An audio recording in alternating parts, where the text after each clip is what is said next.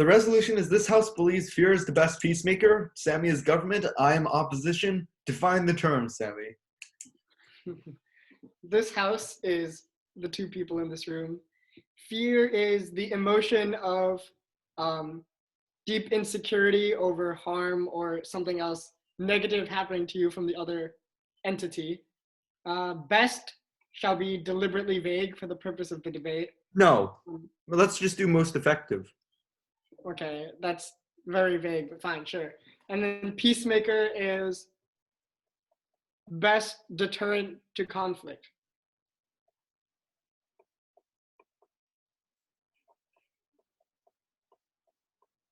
How did you define fear again? Just the emotion or like anxiety over harm being done to you or like inflicted upon Okay. by the other entity. You know, one case that already comes to my mind. What? This House is the two of us. That means the two of us decide. If I'm adamant in opposition, that means it's a tie, and in a tie, it goes to the opposition.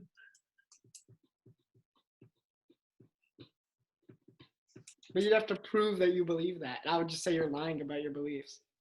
It doesn't matter. Because you're clearly not Okay, wait, maybe we should record once the debate actually starts. Here, let me pause it. Excited. All right. So, this is a totally serious debate. There are no memes, no jokes, no fringe arguments, only what is standard, procedural, and correct. And I would like to note before we start that I actually never agreed to those terms. Now, I'm going to assume that I've been called up. I call the Prime Minister to the stand for speech not to exceed 15 minutes in length. Thank you, Mr. Speaker. Now, peace has always been, throughout humanity's history, an elusive goal. And humans are destined to continue conflicting with each other as differences and divides continue to plague us. But we believe on the government that fear is actually the best peacemaker, and that in the long term, it is the best way to avoid such bloody conflict. And our rationale is that eventually, at some point, humans will have to learn from their mistakes. And the only way that that will happen is if we actually are reminded of our fear and all of our failures as a species in peace in the past will be the only thing to actually lead to long-term peace. And to support this, I have three contentions that I'm going to outline in this speech. First, that fear reinforces consequences. Second, that it alludes to history. And third, that fear against a common enemy can actually be a unifying force. Now, first, to my contention of reinforcing consequences. Now, imagine as a complete hypothetical that you are a 5'5", scrawny Indian high schooler, and you are surrounded by people who are much bigger than you. Now, imagine one of those people slights you or angers you in some way, and you would like to take revenge against those people. Would you do it knowing that those people are stronger than you, that their retaliation will just lead to more bitterness and resentment without any outlet? And that is exactly what fear does. It reminds you of the consequences of your actions and forces you to dwell on what will happen if you try to break the peace, if you violate the norms of society. And as a historical example, we can look at the stable peace between the largest world powers because we have mutually assured destruction. We see that if we succumb to our basest instincts and promote a chain of violence, that society as a whole will be destroyed. And it's that cumulative fear that prevents us from doing things that are extremely stupid, because it reminds us of the consequences. Now to our second contention of alluding to history. Now, for us to believe in peace, we have to believe that at some point, even though they haven't done it for the 2,000 plus years of history we have, and 10,000 years of history that we have, that at some point, humanity has to learn from all of their mistakes. And fear, that recognition that all other attacks have failed, that diplomacy falls apart because there's no diplomacy without recognition of the other side's power, that fear is the only thing that will actually cause us to look back at the fact that fear is the only way that will lead to peace. Because every time people succumb to fear in the short term and attack others, it results in death and destruction. And so fear as a force that reminds us of all the terrible decisions we've made in the past is the best way that we can actually learn from our history and recognize that falling victim to hate or allowing fear to lead to conflict is actually not sustainable. So over the long term, fear will cause us to make more mistakes, and because humans will learn from their mistakes at some point, it will mean that will lead to peace at the global scale. Now on to our third contention of a unifying force. Now, all of these examples are fear against the proposed enemy, where if I am afraid of who I may attack, I won't attack them. But if we broaden our conception of fear to actually be a third party, we can see that fear has been actually the greatest unifying force in mankind's history. Now, the best example of this is in the Cold War, because Joseph McCarthy in the Red Scare unified all Americans by saying and spreading long-term fear of communism. And by accusing each other that this third party was evil, Americans were able to unite against this shared threat. And because of their lack of fear, or because of that fear, they were able to come together. Now imagine if aliens were to descend upon Earth. Now, wouldn't that take precedence over petty disputes between China and the United States or other countries? Because when all of our things at stake, fear proves a sense of kinship. Because when you are afraid, you are more vulnerable. And in your vulnerability, you reach out and you make amends. And so if we see that if there was some kind of unifying force, or if there's some kind of common threat to all of humanity, that would truly bring us together. And that's been the subject of countless dystopian films. And so if we look back on this case, we can see that if you're afraid of someone, you won't attack them because you're aware of the consequences. That fear reminds us of historical failure and is the best way to learn from our mistakes. And third, that if you're afraid of something else, you will unify with people who share that fear to overcome it. And so for these three reasons, we can see that in every scenario, fear undercuts all other strategies and is the best way to deter conflict and ensure peace. For these reasons, we must believe, Stephen must believe, that fear is the best peacemaker in the world.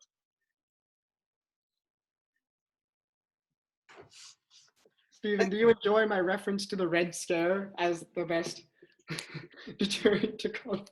Honestly, none of that even matters for my case, and I'll explain why. All right. I call upon a member of the opposition to deliver his speech in 8 minutes. Thank you, Mr. Speaker. Fear. That is what we're here to talk about today. But more specifically, let's talk about what this resolution is asking. This resolution is that this House, meaning the two of us, Sammy and me, believe that fear is the most effective deterrent to conflict. Now, we're not arguing whether fear is a good deterrent to conflict. We're not even arguing if fear is the best plausible deterrent to conflict. We are talking about whether fear is the absolute best conceivable deterrent to conflict. And because of that, we will convince you today on the opposition that not only is the government probably wrong, they are beyond a doubt wrong, and you must vote against this resolution. Let's start with the government's contentions. They have three contentions, but all of them trying to prove that that fear is a good peacemaker. And you know what? We're going to concede that all of their contentions are true. We believe that fear is a good peacemaker, but that is not what they have to prove today. They have to prove that fear is the best conceivable peacemaker, and that requires them to prove that fear is better than any possible peacekeeping system that anyone can conceive of. And if they have not done that, they have not won this debate. Mr. Speaker, I could stop right now. I could pause the time. I could put down my hands, stop speaking, and we will have won this debate already because they cannot prove that. But we will do you a favor, Mr. Speaker, and make your choice even easier by presenting two parts of an opposition case that explain to you precisely why. Not only have they not proven their point cannot be proven because it is logically infallible and definitely wrong. Our case is divided into two portions. One, the part that deals with the actual resolution itself. Is fear the best peacemaker? And two, a meta conversation on the entire case as a whole. Let me present the first part of the case that deals with the more specific part of the resolution. Our first two contentions fit under this first part of our case. One, that it is not a good deterrent, and two, that there are better deterrents. Under our first contention, that it is not a good deterrent, we would like to present some negatives of fear. Mainly, that it inspires or increases a threat of possible attack, because it inspires aggressive sentiments. Look, if people fear each other, they will want to take out the other person of fear whenever they have the best opportunity. That means if someone shows weakness, they may strike. And look, mutually assured destruction, widespread destruction is really bad. It doesn't keep the peace. It just means that when one aggressor strikes, peace is absolutely shattered and massive war breaks out. These are all reasons, right, under increasing the threat of attacks that, in fact, fear is not a great peacemaker at all. But even if you still agree with the government that fear is a good peacemaker, let us present you our second contention, that there are better deterrents. We don't have to prove today that fear is a bad deterrent to win this debate. We just have to prove there is one instance that there is a deterrent more effective, right? More effective at deterring conflict, at preventing conflict from happening than fear. And we will give you one example today. Complete annihilation of all substance in the universe. Because if you annihilate every single thing that possibly exists, there is a 0% chance of further conflict. Tell me, how do you get any more peaceful? How do you get any more less averse to conflict than having no possibility of anything happening? For that reason, because we have provided one example of some hypothetical better deterrent, better peacemaker than fear, we have won the debate. So that concludes the first portion of the opposition case. About the very topic itself, is fear the best peacemaker? Our second part of our case, and it's what our third contention deals with, is the meta debate over whether or not the government can actually win this resolution at all. Because this resolution is defined as this house, meaning the two of us, Sammy and me. And so our third contention is that the debate must go to the opposition. There are only two members of the House, and since we are diametrically opposed, with him favoring the resolution and me being against it, it is necessarily a tie. And in a tie, the resolution goes to the opposition. Because of that reason alone, because I believe that he is wrong, he must be wrong. Look, there's no way in which, no matter what they say, they can win this debate. What is your question, Sammy? Given that you're already lost.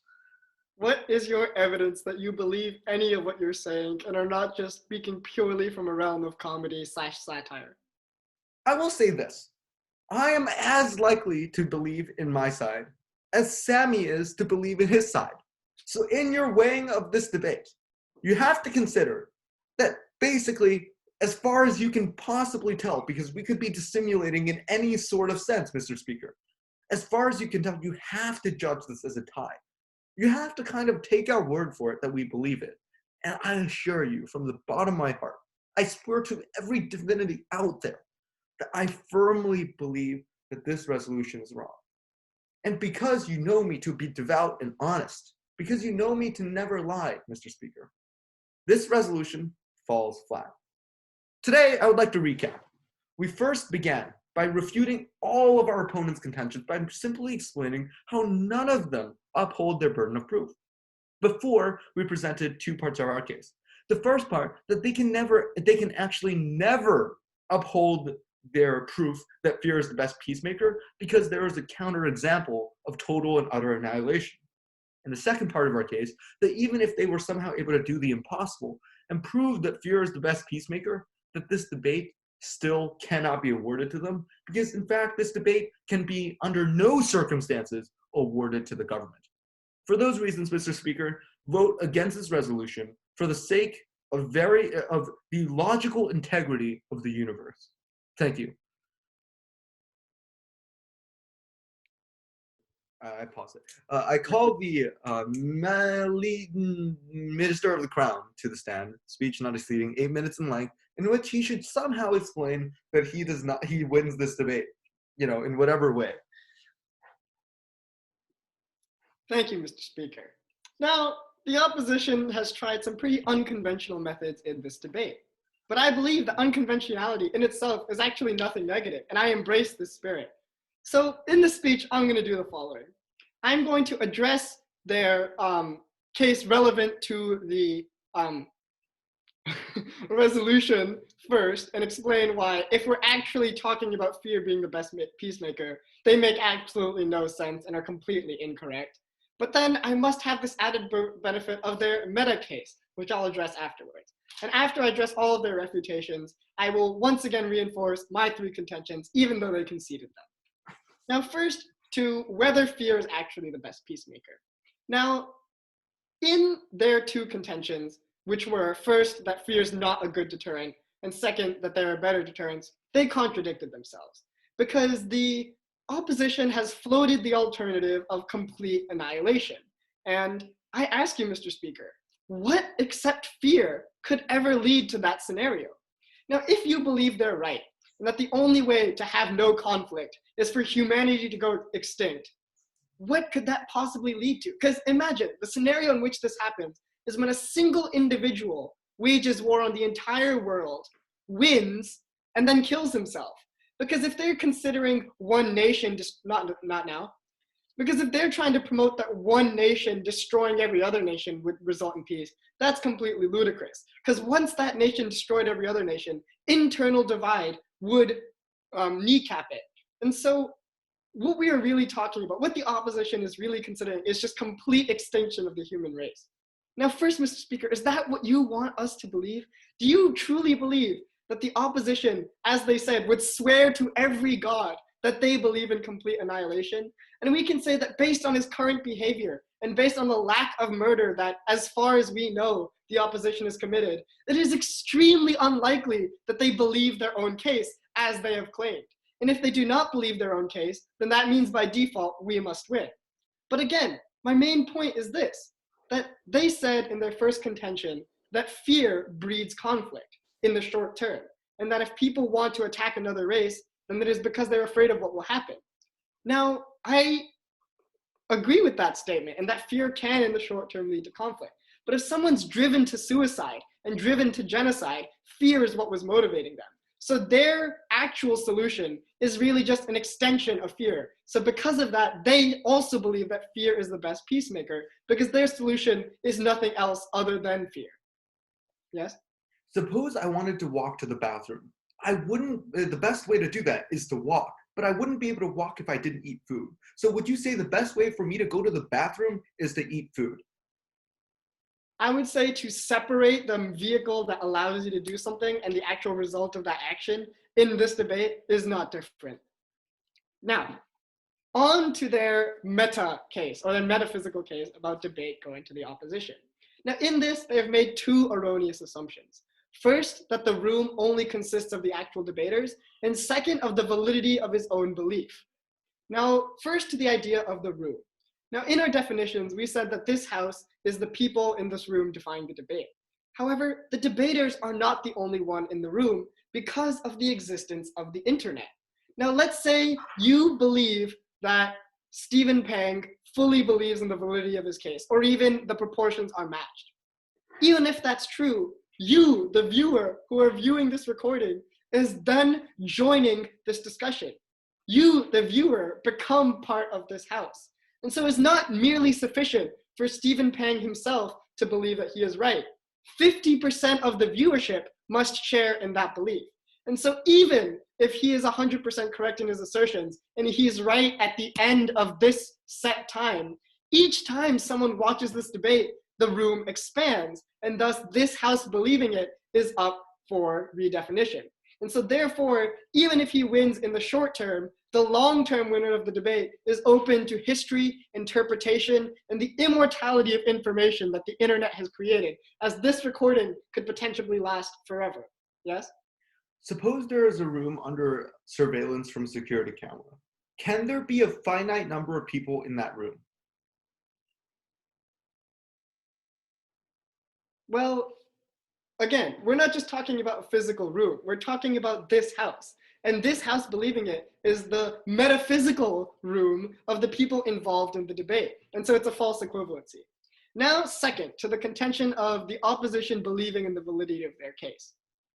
Now, first of all, they justified this in our point of information merely by swearing to God and calling to mind that the viewer's supposed belief in the piousness of the opposition. However, in their addressing of our point of information, they revealed the very flaw in that case, because there is not a single individual that believes in the piousness of the opposition.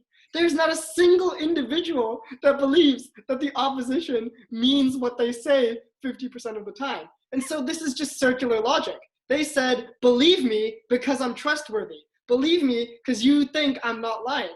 However, this actually means that there's no actual people believing that, because again, they're just using the fact that they are trustworthy to justify their trustworthiness, which obviously is a fallacy. So therefore, because there can be no, so the case boils down to this. Do you believe that they believe in genocide? And if that is true, if you truly believe that he is advocating that all humans on earth shall go extinct immediately, then fine. Throw him in jail and then award him the debate. That's okay. I will accept those outcomes. So now, as we have proven that their metaphysical case is entirely deficient and that their actual case makes no sense, we must return to why it definitely does make no sense and why the metaphysical viewers of this debate must side with the government. And this is easy because they conceded that all of our contentions were good. But I would like to address another thing about fear. Now, they said that in the short term, fear causes conflict, but that is directly contradicted by our second contention. Because yes, if I'm afraid of someone, I might attack them. But in the long view, my fear will persist if they kick my ass. And I will be reminded of that each successive time they cause more fear. Because war is never actually complete. You cannot ever annihilate a people. And even if you annihilate a people, you cannot annihilate an idea or a cultural notion or identity that persists long before. So if, let's say, the United States were to completely kill every Chinese person, then the moral outrage from all other people would actually cause them to band together. Or if we attempted so and that resulted in devastating war, our remembrance of that war would at some point lead us to learn from that mistake. Now, we're not saying, as they said, that fear is the only viable peacemaker. But without fear, there is no actual notion of consequence. And fear underrides every other method of peace, such as annihilation, such as diplomacy, which is also based on some semblance of mutual fear. And so we do not need to prove that fear as an independent entity is better, but rather that fear underlies and melds with all other potential reasons and is actually inseparable from the idea of peace. So because they have addressed all of our contentions and validated that they are in fact true, and because their metaphysical case is left to the validity and interpretation of the viewer as to the actual case, that means that we have won this debate unless they actually provide a substantive refutation to our contentions, which I look forward to hearing. For these reasons, we win. You want to hear substantive refutation? No. Well, yeah, but there is going to be an interactive element.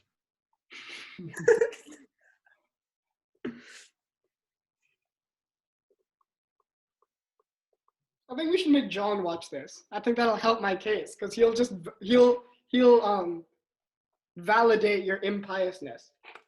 All right, let's do this. Thank you, Mr. Speaker. The government has wished that we provide a substantive refutation to their main contentions. And we will proceed to do exactly that. Just kidding. We're not going to do any of that because we don't need to win this debate. Again, they had to prove with their contentions that it was somehow the best peacemaker possible. That requires a reconciliation with every possible peacemaker that exists through logic. They have not done that, and for that reason, none of their points matter. Reconcile that in your final speech. I dare you, Sammy. Now, moving on to their refutation of the opposition. They said that our counterexample of complete and utter annihilation, they conceded, was, the best possible peacemaker. But they said that This sprouts from fear, and fear is the only way to lead to this utter annihilation. I say, no. Maybe some divinity comes down, sees everything is terrible, claps their hands, everything's gone. Also, I say that fear probably won't even result in this, because fear is a pretty good peacemaker and, will keep people from doing this for a very, very long time.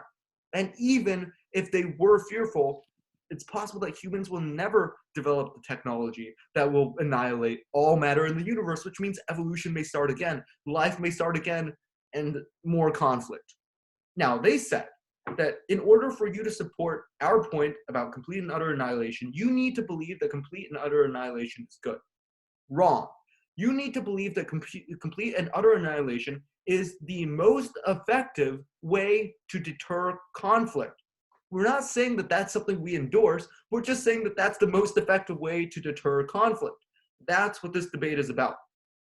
So, it doesn't really matter that we don't want complete and utter annihilation. It still stands that this resolution must fall because we found a counterexample. What is your question? Is most effective the same thing as best? No, but that is how we define the terms. We define best as most effective. And you agreed to those terms when I insisted. So this is kind of on you. Actually. Our third and final contention is that we must go in favor of the opposition no matter what they say, because I believe I'm right, and thus the resolution must fall. Let's talk about a few things. First, they said that this room is not just him and I, but in fact, it is the entire internet, because anyone can watch this recording. Now, let's compare this with an actual room, right? Because after all, a Zoom room is just a virtual room that we are in. Okay, assume we are in a regular room and there is a recording camera. Would there be infinite people in the room? Because at any point later, someone can just watch the recording? Of course not. And in the same way, in this virtual room, it's just you and I. And as much as you would wish for someone who agrees with you to be here, that is not the room. It is you and me, and that's who gets to make the decisions. So if I believe that you are wrong, then necessarily you are wrong, because this resolution cannot pass without my belief that you are right. Now, do I believe that you are right? I can't believe we have to talk about this. I can't believe I have to prove to you that I think I am right. But I do. And look, even if I didn't, my assertion that I want this resolution to fall, that I do not believe it, should be honestly enough to topple this resolution. Imagine if we are voting. Who cares if I don't support Trump? If I vote for him, he will still win if it's majority. And thus, my decision that the resolution should fall makes the resolution fall. Let me sum up this debate for you, Mr. Speaker, before providing a final proof that I indeed do actually believe this resolution is invalid. They have to prove three things today. Number one, fear is the best, or in other words, most effective way to deter conflict that possibly exists. They have not reconciled fear with every single possibility of a peacemaker, and thus they have not upheld the burden of proof, and the resolution should go to the opposition. Two, they have to prove that total destruction of everything was a result of fear and nothing else. And because total destruction can come from a variety of different things that are not fear, and because of the fact that fear might not lead to total destruction of everything, they have not proved that point either. And because that is a counterexample, the resolution must fall. And the third and final contention is that I believe this resolution should fall, and since the House is only two of us, this belief is enough to offset everything. I do not believe that total annihilation is good, but I believe it is the most effective, best deterrent to conflict. And so, this resolution must fall because of my belief. But they will cast doubts on what I truly believe.